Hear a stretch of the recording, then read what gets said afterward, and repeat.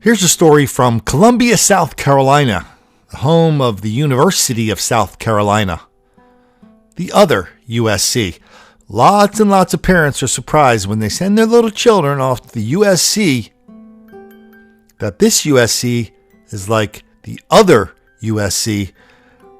When the kids leave the campus, it can be a very dangerous and dirty place. We've done tons and tons of stories on the 5 Points, quote-unquote, entertainment district down there. Lots and lots of black on white violence. Lots of black people just kind of preying on the college kids once they get a few beers in them. So let's flash forward to something more recent. Here we have the cops getting called because a black guy is shoplifting. You know there are a lot of places in this country that won't even roll on shoplifting calls anymore. What do you think that does for the crime numbers? All of a sudden you look at your crime stats and they go, wow, we don't have much shoplifting in this town, do we? No, the cops don't respond to shoplifting calls, especially in chocolate cities. They just won't do it.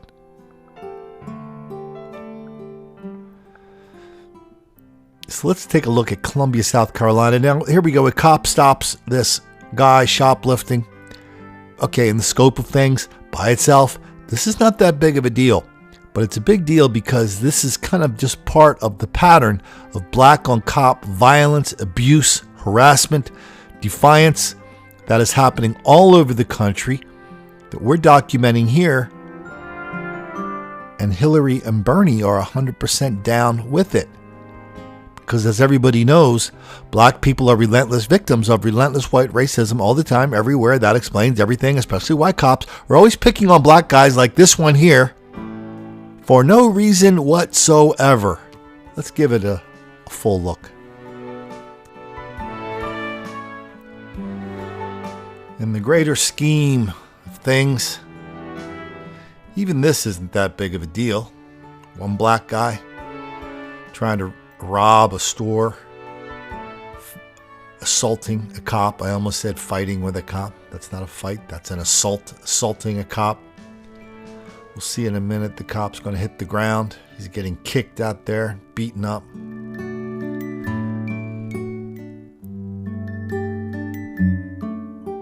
But if this were just one incident in just one little town in South Carolina, then we'd say, oh, it's pretty bad, but maybe it's not worth drawing this to the attention of a national audience. But in the last couple of days, we've seen really nasty episodes of black violence against cops in Baltimore, Detroit, and Chicago. These are the three brothers, the Ford brothers, who police believe were involved, and they're facing as many as 21 charges for conspiracy and second-degree murder. This is Michael Ford. Yeah, Glenn, the Carolina Media News Conference is just about to kick off. Police are looking for two suspects right now. One gunman who fired at an officer near Canefield and Lillibridge on the city's east side. Let's jump in right now to Chief Craig. Chief Craig's about to say a few words. And out in Chicago, we had 3 cops shot at once by this guy. 7 convictions, 43 arrests. He was doing a drug deal. Cops chased him. He turned around and shot 3 of them. This was just hours before. This was just an hour before Bernie Sanders was in Chicago, talking to his band of merry men. Bernie's been on an anti-cop crusade for quite a while. When we talk about a criminal justice system, I would hope that we could all agree that we are sick and tired of seeing videos on television of unarmed people, often African Americans, shot by police officers. Tonight, as I understand it, 3 police officers were shot. We have got to come together and end this outrageous level of violence.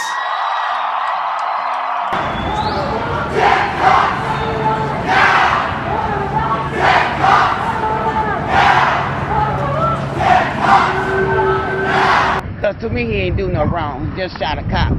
Because to me, he ain't do no wrong, just shot a cop. This next piece of audio is quickly turning into my favorite, so maybe we'll use it a few more times over the coming weeks. But it's a guy who's just did a huge poll for the Washington Post and ABC News. So now he's on NPR explaining it to them. But he's got to explain something that, well, he's having a really tough time stating a fact and then explaining the fact. Tell me what kind of job he did. Yeah, there's one really fascinating thing that keeps popping up with Donald Trump. He wins counties with large African-American populations. We're seeing it over and over again. And he's not winning the black voters in those places because there are not many black voters in Republican primaries. He's winning whites who live near blacks, and it is popping up over and over again. And it's a really interesting finding. Whites who live near blacks. That's right. There are a whole host of reasons why that could be. Some of them obviously are connected to economics. That this is his group, lower income, lower education. They tend to be clustered at these counties in general have those characteristics with them. But look, obviously there is a question of whether there is a component of whites living near blacks not liking government services, and for some parts of the population having an issue with it. I'm not going to say the R word. Isn't this guy just perfect? And the host as well. We have this enormous amount of black on white hostility, an enormous level of black on cop violence, harassment, taunting, threats, again, violence. And as far as the host and the guy taking the poll, the expert, they always have to kind of reconcile two things at once. So in their mind, it's A, not happening, but B, here's why it's happening. Not happening, here's why it's happening. And so now we see that white people who live near black people like Trump, because they're low-income, low-education voters who don't know any better, and they want more government services, or they don't know what, or of some kind, and they're not. I'm sorry, I have a hard time repeating it because it makes even less sense when you have to listen to it a few times and then repeat it.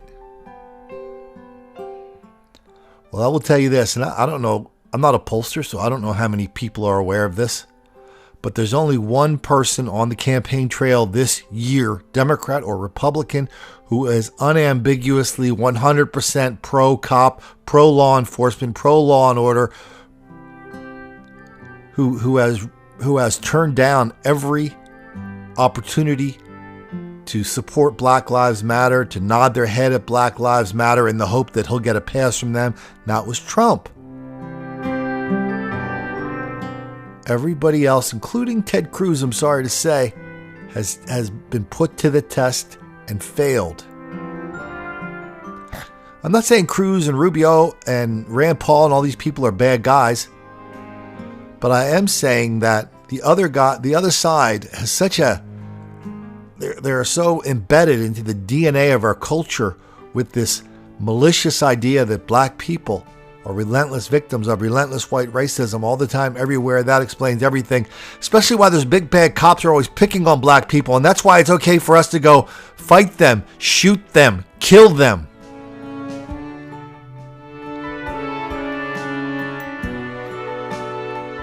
That's why we're making these videos. That's why I wrote Don't Make the Black Kids Angry. But I also have to report to you. And I don't want you to think that I'm talking to like 8 gajillion people. No, I'm talking just to you right now. Nobody else. I have to tell you the trolls are cranking up their efforts to shut this channel down, to silence this. They're not going to succeed. We're not going to let that happen. But I'm telling you this just to remind you of the urgency of sharing these videos, liking this channel, commenting on the video, reading Don't Make the Black Kids Angry. Give it to somebody who needs to read it. Of the last 8, 9, 10 major Republican and Democrats for president, 9 of them are bad on this issue. And they're bad because they're just wrong on the facts. And the only way I know of telling the truth, of fighting the lie, is with the truth. This is Colin Flaherty. If you're ever out in Detroit, Chicago, South Carolina, or even in the studios of NPR, don't make the black kids angry.